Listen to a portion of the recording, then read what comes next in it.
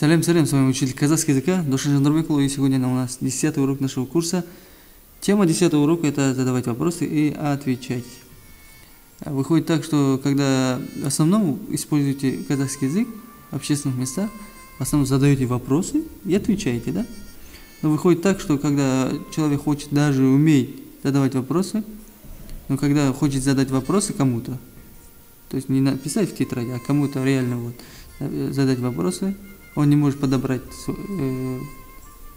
собрать свои мысли, да, задать нормальный вопрос, правильный вопрос, или ответить. Это надо заранее, вот хорошая методика есть вот такая. Просто берете один рисунок, и относительно к этому рисунку вы задаете 5 вопросов и отвечаете на эти вопросы. Это очень сильно помогает быстро задавать вопросы и отвечать. Попробуйте. Ну ладно, вот я вам подобрал одну картинку. И, конечно, чтобы задавать вопросы, вам понадобится вопросительные местоимения, да? Очень много используем местоимений, я вам подобрал, вот они.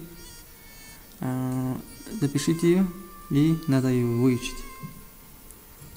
Давайте задавать вопросы. Суретте не бар. Что есть в картинке?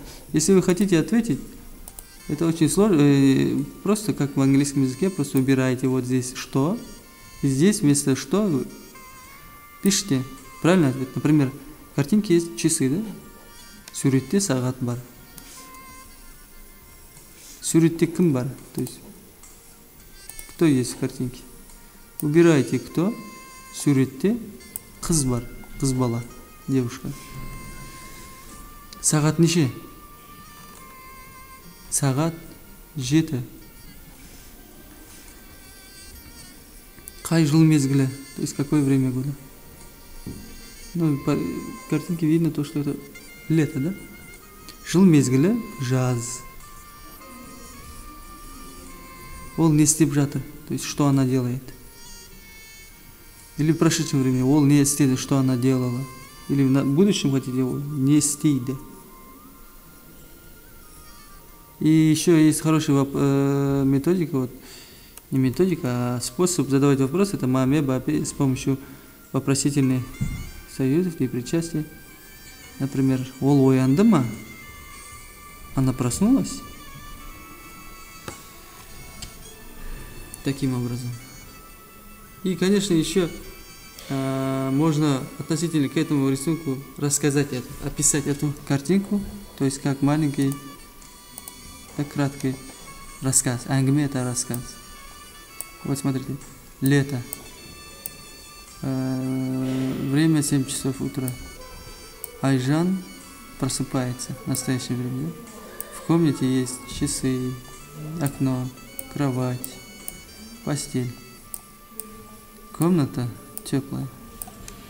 Или если хотите рассказать дальше развить ситуацию, то есть в будущем времени, Айжан сейчас будет мыться, позавтракает, потом поедет в школу. И дальше вы можете вот так рассказать. На этом мы с вами заканчиваем сегодняшний урок. Домашнее задание.